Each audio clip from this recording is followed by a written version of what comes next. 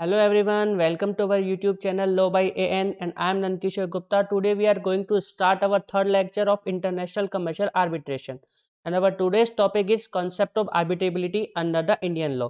Basically अपना जो topic है आज इस चीज़ को डील करेगा कि कौन कौन से मैटर्स को which type of issues can and can not be submitted to the arbitration, किस टाइप के इश्यूज को हम आर्बिट्रेशन के अंदर जा सकते हैं और किस टाइप से इश्यू से रिलेटेड या फिर किस टाइप के मैटर्स के अंदर हम आर्बिट्रेशन के अंदर नहीं जा सकते। क्योंकि आईसीए कोडिफाइड लॉ है नहीं, तो इसके अंदर मैक्सिममली हमको केस लॉ से ही डील करना पड़ेगा। तो केस लॉ ही हमको बेसिकली बताएंगे कि कौन से मैटर्स के लिए हम आईसीए के अंदर जा सकते हैं आर्बिट्रेशन के अंदर मतलब, और कौन से मैटर्स के अंदर हम आईसीए नहीं जा सकते। तो जो सबसे फर्स्ट केस था अपना जो केस है वो है Booz Allen and Hamilton versus SBI Home Finance limited.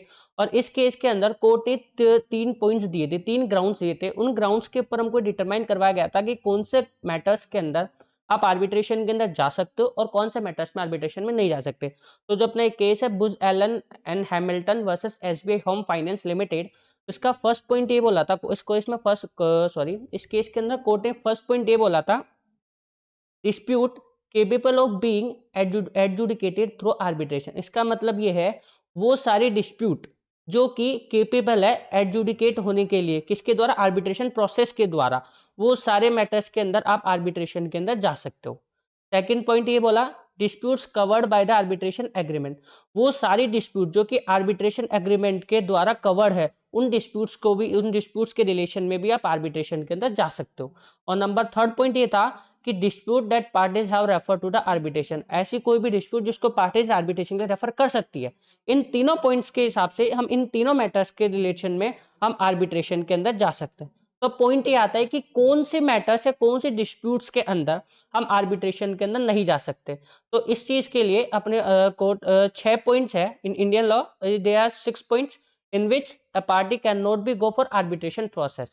And the first point for this the first point is that disputes relating to the rights and liabilities which give rise or arise out of criminal offense, कोई भी ऐसे disputes जिसके अंदर rights and liabilities arise हो रही हो या फिर अराइज होगी, किसके कारण, आउट ऑफ क्रिमिनल ऑफेंस, कोई भी क्रिमिनल ऑफेंस के कारण कोई भी राइट्स एंड लाइबिलिटीज अराइज होती है, तो उन केस के अंदर आप आर्बिट्रेशन के नहीं जा सकते। क्योंकि बेसिकली जो आर्बिट्रेशन का प्रोसेस सिविल केसों के लिए ही होता है। क्रिमिनल ऑफेंसेस के क्रिमिनल ऑफेंस क्रिमिनल केस के अंदर हम आर्बिट्रेशन के अंदर नहीं जा सकते। Second point, matrimonial disputes relating to divorce, judicial separation, RCR and child custody, कोई भी मैट्रिमोनियल जो डिस्प्यूट्स होते हैं ना, उनके रिलेशन के अंदर भी आर्बिट्रेशन के अंदर नहीं जा सकेंगे, क्योंकि इनका स्पेशल स्टैट्यूट्स बना हुआ है और उसके बिहाफ पे उस स्टैट्यूट के अकॉर्डिंग ही ये रिजॉल्व होते हैं।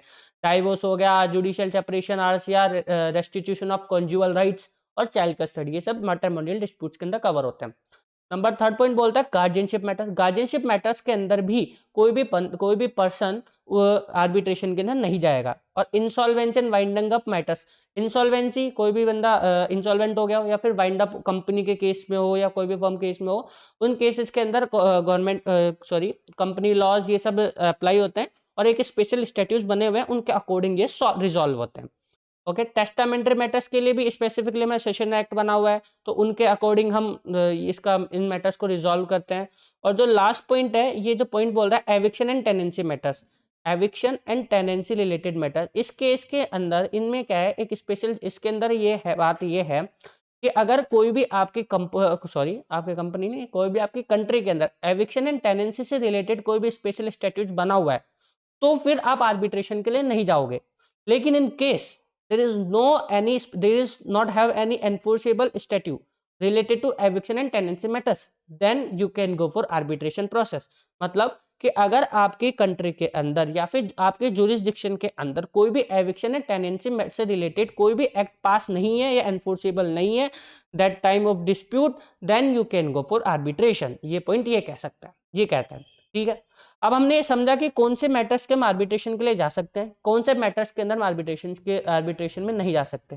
लेकिन एक और पॉइंट इसके अंदर अराइज होता है, वो होता है फ्रॉड, कि कौन से मैटर्स रिलेटेड टू फ्रॉड, कौन से मैटर्स, अगर जो मैटर रिलेटेड है फ्रॉड के रिलेशन के अंदर कोई भी मैटर है, तो क्या उसके अंदर भी हम जा सकते हैं आर्बिट्रेशन के लिए। तो जो सबसे पहला केस आया था N Radhakrishnan versus versus Maestro engineer 2010 का जो ये केस था, इस केस के अंदर कोर्ट ने ये बोला था, तो कोर्ट ने बोला the case of fraud and malpractices can not be resolve by the arbitration, कि मेल प्रैक्टिस और फ्रॉड के केस के अंदर आप आर्बिट्रेशन के द्वारा रिजॉल्व नहीं करवा सकते। लेकिन आफ्टर 2010 एन राधाकृष्णन के केस के बाद जो भी केस है, उस केस ने इसके अपोजिट बात बोली।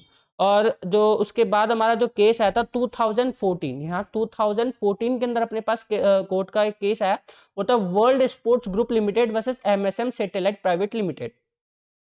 इस केस के अंदर कोर्ट ने क्या बोला, the court held that allegation of fraud are not bar to refer parties to a foreign seated arbitration, कि आप इंटरनेशनल आर्बिट्रेशन के अंदर जाते हो, फॉरेन सीटेड आर्बिट्रेशन के लिए अगर आप जाते हो, तो एलिगेशन ऑफ जो फ्रॉड है ना, वो कोई बार नहीं है आपके ऊपर, कि इसका कोई भी ऐसा कोई बार नहीं है पार्टीज के ऊपर, तो refer parties for a foreign seated arbitration.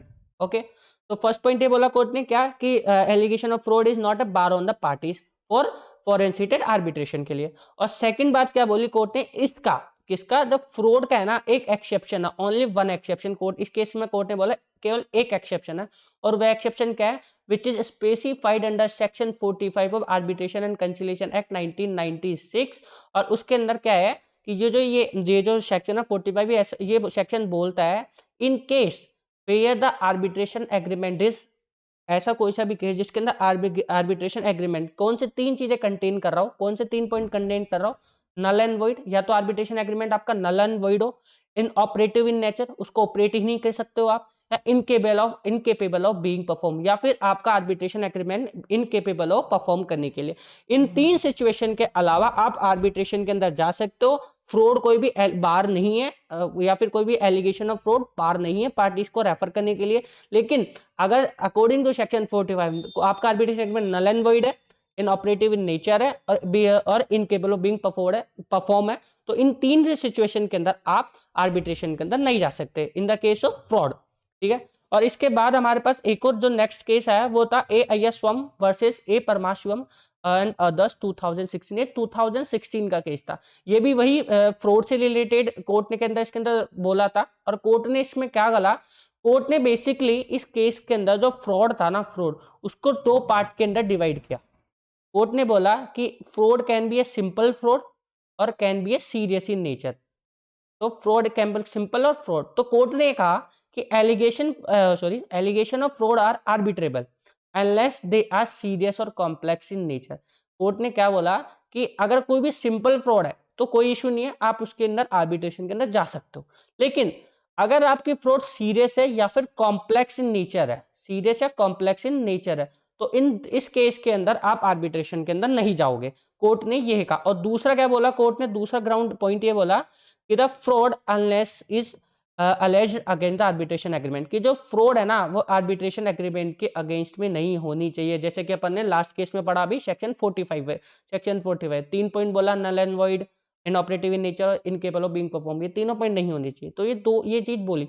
और फाइनली इस चीज को वापस जो हमारा लेटेस्ट जजमेंट है, ये है एविरल पोस्ट स्टूडियोज लिमिटेड वर्सेस एसएनबीसी 2021 का। इसमें भी कोर्ट ने यही बोला था, court held that all cases of fraud except one that involves serious allegation shall be arbitrable। क्या बोला कि फ्रॉड के सारे केसों के अंदर आप आर्बिट्रेशन कर सकते हो एक्सेप्ट वन, कौन सा, सीरियस एलिगेशन, जो कि सीरियस फ्रॉड हो या सीरियस कोई एलिगेशन ऑफ फ्रॉड इन्वॉल्व हो। अगर आपके आर्बिट्रेशन के अंदर, आर्बिट्रेशन के प्रोसेस से रिलेटेड है, इशू के अंदर, तो आप आर्बिट्रेशन के अंदर नहीं जाओगे, otherwise you can go for arbitration.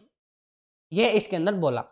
ठीक है, अगला मैटर था मैटर्स रिलेटेड टू एविक्शन। इस केस के अंदर क्या होगा, एविक्शन के अंदर जैसा कि अपन ने पहले भी पढ़ा था कि अगर कोई भी स्पेशल स्टैट्यू बना हुआ है तो फिर आप आर्बिट्रेशन के अंदर नहीं जाओगे, और अगर स्पेशल स्टैट्यू नहीं बना हुआ है तो आप आर्बिट्रेशन के अंदर जा सकते हो। Suresh Shah versus Hipad technology India private limited 2020 वाला केस था। इस केस में कोर्ट ने यही बोला था कि अगर कोई भी स्पेशल स्टैट्यू बना हुआ है टेंडेंसी और एविक्शन से रिलेटेड मैटर्स को रिजॉल्व करने के लिए, जो कि गवर्न कर रहा हो किसके द्वारा, स्पेशल स्टैट्यू के द्वारा, then in case this dispute is non arbitrable in nature। ठीक है, और इन सब का कंक्लूजन जो कि एक केस देता है हमको, वो केस है विद्या डारोलिया वर्सेस दुर्गा ट्रेडिंग कॉर्पोरेशन 2019 का। ये बहुत इंपॉर्टेंट केस है। इसके अंदर कोर्ट ने 4 फोल्ड टेस्ट डिटरमाइन किया था, किसके लिए? आर्बिट्रेबिलिटी टेस्ट करने के लिए। कोर्ट ने इसके अंदर 4 ग्राउंड ये बोले, इन चारों ग्राउंड के अकॉर्डिंग वो जो मतलब जिस मैटर्स के अंदर आप आर्बिट्रेशन नहीं कर सकते, वो चारों पॉइंट इसके अंदर कोर्ट ने बोले, और बाकी पे आप आर्बिट्रेशन के लिए जा सकते हो। तो सबसे पहला जो पॉइंट कोर्ट ने दिया वो ये दिया, it relates to action in rem और action that do not pertain to subordinate right in personam and that arise from right in rem. ठीक है, बेसिकली इसके अंदर क्या बोला है, दो चीजों की बात, 2 पॉइंट्स की बात की है। दो जो वर्ड्स आए हैं वो आए, एक तो राइट इन रैम, और दूसरा है right in personam.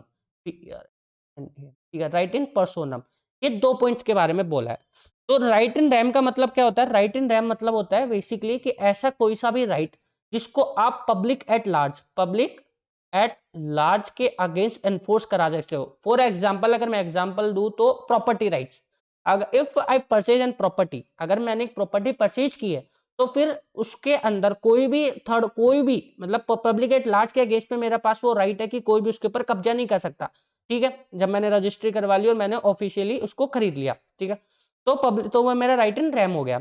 And right in पर्सोनम का मतलब ये होता है कि फॉर अगेंस्ट एन इंडिविजुअल। ठीक है, आप कोई सा भी ऐसा राइट जो पर्टिकुलर इंडिविजुअल के अगेंस्ट में एनफोर्स करवा सकते हो, जैसे कॉन्ट्रेक्चुअल राइट्स, कॉन्ट्रैक्ट 1 और 2 पर्सन के बीच में होगा, तो जिन पर्सन के बीच में कॉन्ट्रैक्ट हुआ हो उनके अगेंस्ट में ही आप उन राइट्स को एनफोर्स करवा सकते हो, अदरवाइज थर्ड पर्सन के अगेंस्ट में आप नहीं करवा सकते। तो right in RAM public at large और राइट इन पर्सोनम कॉन्ट्रेक्चुअल राइट होता है, जो कि पर्टिकुलर इंडिविजुअल और जो भी कॉन्ट्रैक्ट से रिलेटेड मैटर है उनके अंदर आप उसको करवाते हो। तो इसके अंदर ये बोला कि जो राइट इन रैम होता है ना, उस मैटर के अंदर कोर्ट ने इस लाइन का बेसिकली क्या मतलब है कि राइट इन रैम आता ना, कि मतलब जो पब्लिक एट राज के मैटर्स होते हैं उनके अंदर आप आर्बिट्रेशन के लिए नहीं जाओगे, और राइट इन पर्सोनम जो कॉन्ट्रेक्चुअल राइट होता है उन केसेस के अंदर आप आर्बिट्रेशन के लिए जा सकते हो, ये बोला। दूसरा क्या बोला, affects third party rights have इग्रा omnes effect, require centralize adjudication and mutual adjudication would be appreciable and enforceable. Court ने इसके अंदर ये बोला कि कोई से भी ऐसे राइट्स, तो अगर आप मतलब अफेक्ट थर्ड पर्सन के राइट्स को अफेक्ट करता हो, या फिर इग्रा ओमनस इफेक्ट का बेसिकली मतलब ये होता है कि पब्लिक एट लार्ज के अगेंस्ट आप एनफोर्स करवा सकते हो उसको, अगर अपन जनरल लैंग्वेज में बात करें तो राइट इन रैम। ठीक है, इग्रा ओमनस इफेक्ट मतलब इन केसों के अंदर भी आप आर्बिट्रेशन के लिए नहीं जाओगे। थर्ड पॉइंट क्या बोलता है, it's relate to inalienable sovereign and public interest functions of the state. अगर कोई भी स्टेट के इनलाइनेबल सॉवरेनिटी के अगेंस्ट में आपको जा रहे हो, या इंटरेस्ट फंक्शन जा रहे हो किसके, स्टेट के पब्लिक एट लार्ज के अगेंस्ट में कोई भी ऐसा इंटरेस्ट इन्फिक्ट हो रहा हो, तो उन केस के अंदर भी आप आर्बिट्रेशन के लिए नहीं जाओगे। और चौथा, नॉन आर्बिट्रेबल डिस्प्यूट्स के लिए भी आर्बिट्रेशन के अंदर नहीं जा सकते। तो ये बोला विद्या डारूलिया एंड दुर्गा ट्रेडिंग कॉर्पोरेशन 2019 वाले केस के अंदर 4 चीज दी, राइट इन 19 पर्सोनम वाली रिलेटेड, नंबर सेकंड इग्रा ओमनस इफेक्ट थर्ड पार्टी के केस में कोई भी आपका राइट इन्फेक्ट हो रहा हो, ठीक है, थर्ड पार्टी को इन्वॉल्व कर रहे हो आप, विदाउट आर्बिट्रेशन एग्रीमेंट के अलावा आप थर्ड पार्टी को इन्वॉल्व करो तो भी आप नहीं जाओगे, ठीक है, आर्बिट्रेशन के लिए।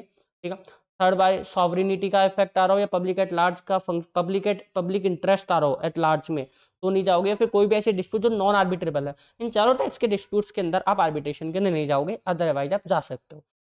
सो दिस इज अवर सो आज का अपना यही लेक्चर खत्म होता है। If anyone have any doubt और anyone have any issue, then they can then please post us comment and we will definitely resolve your doubts. Thank you guys.